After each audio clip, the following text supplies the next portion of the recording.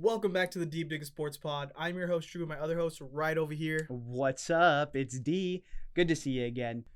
Go ahead and hit that like button. Go ahead and subscribe to this pod. It really helps us out, and we definitely appreciate it. All right, we'll move on to a real topic now. Jaylen Brown, details releasing about his potential max contract. I have it here according to Marca.com. I don't know what this source is, but the way his contract could get laid out in 24-25, it would start at $50 million per year. And then by 28-29, it would be at $66 million for 1 year. Be a total of $290 million. Is he worth that? No, of course not. But, what else are you going to do? You know what I mean? You've traded away Marcus Smart because there was just too much headbutting going on. And I think Marcus Smart really did think he was the guy.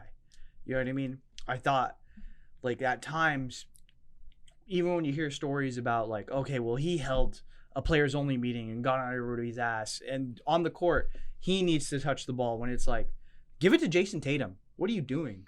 It says this contract could be actually up to $304 million. But even at $295 million, it would be the richest contract in NBA history. God. So it's as good as Jaylen Brown is, perennial all-star player. I think perennial, you could say all NBA player in these next coming years, possibly maybe third team, every year.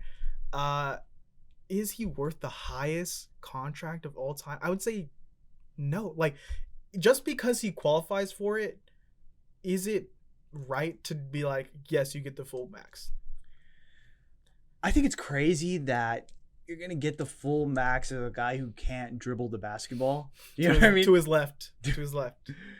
I've seen him lose the handle so many times. It's in critical, let's go ahead and settle this down.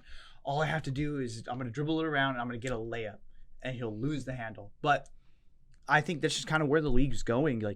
You have to pay this guy. As the Celtics, you got to run things back. You got to build around those two stars, and you got to make sure that these two stars are happy moving forward. And I think that's what we've seen. I think if they didn't want to pay him the max, they would have moved him this offseason. Maybe they tried to take a swing at Dame, but I don't think that. I think their plan is fully on Jaylen Brown, Tatum, Porzingis. Yeah. And it's just wild to me. When is it going to be the first team that is listen, you qualified for the max, but you're not one of the 10 best players in the league. Why would I give you a max contract? If you want a max contract and you want to go to Indiana or Detroit or Orlando or something, go ahead. Go let them pay you $70 million a year. But we think you're worth 45. We're thinking you're worth 40. Let's be a little more realistic here. Yeah, but if you look at it, it's such a small pool of players that do earn the max, right? And all of the a good portion of those players are connected or through their agents are connected, right? And so if you're the team that steps up and is no, we're not going to pay you, then it sends a message to free agents and other guys we are not going to we're not going to play ball with you. And so those agents take note and they're oh, well, you didn't take care of my guy. Well, I had this other guy that's on your squad. He's ready to bounce. So it's kind of a delicate balance when you start to look at that. I think if they didn't want to keep Jaylen Brown, they would find a team and they would get his blessing hey, we're going to go ahead and trade you to so-and-so, and it's going to be a sign and trade deal. But there's no way that a team nowadays is going to put their foot down and be nope, you don't get the max. We're going to offer you only $90 million for 2 seasons. It's that shit's not just going to happen, dude. Yeah, I just it irks me to see these guys that I'm wow, he's getting the highest paid contract of all time. Steph Curry, LeBron James, Giannis level money. And you guys are probably worse than last year. Losing Marcus Smart and going with Porzingis, I don't know how well that's going to work out. Your bench isn't as deep. The CBA, the new second umbrella, the second apron, whatever it's called. Yeah. You're trying to stay under that, and to give someone $65 million for 1 year, you're only going to get less and less room to fill out your bench. When it looks like going forward, a big key for being a good NBA team is filling out your bench with good talent. And now you're telling me, well, instead of having 2 or 3 solid role players, we have to pay Jaylen Brown like $30 million more. Ugh. I just think you got to do it. Like, what were your other options this offseason? I would rather trade him for like 3 role players.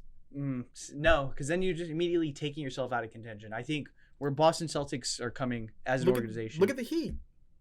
Yeah. The Heat are all it's Jimmy Butler, Bam, and role players. Okay, but when we've seen they went against a team with multiple stars. They went to the finals. They beat the Celtics. Celtics are soft, all right? Let's just go ahead and say that. But, like, as a team, you got to just do it. We have 2 superstars, quote-unquote superstars, in Jaylen Brown and Jason Tatum. We got to keep these guys. I think what screws them is they have 2 superstars who are on the same contract timeline. Yeah. And that's what really screws them.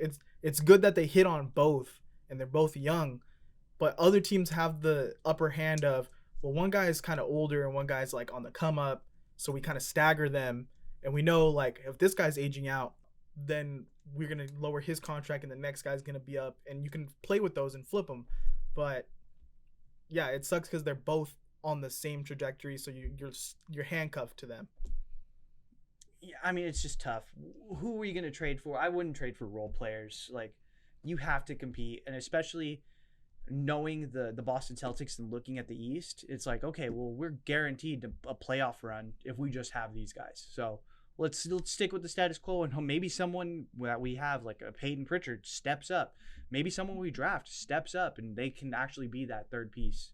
We don't have to pay somebody. So that's kind of what the Nuggets got. Like, they got Michael Porter Jr., who would be a star on another team, but they got him because he had back problems coming out of the draft. He was really cheap, and they were like, yeah, let's get him. Well, I mean, we'll see how it works out for the Celtics.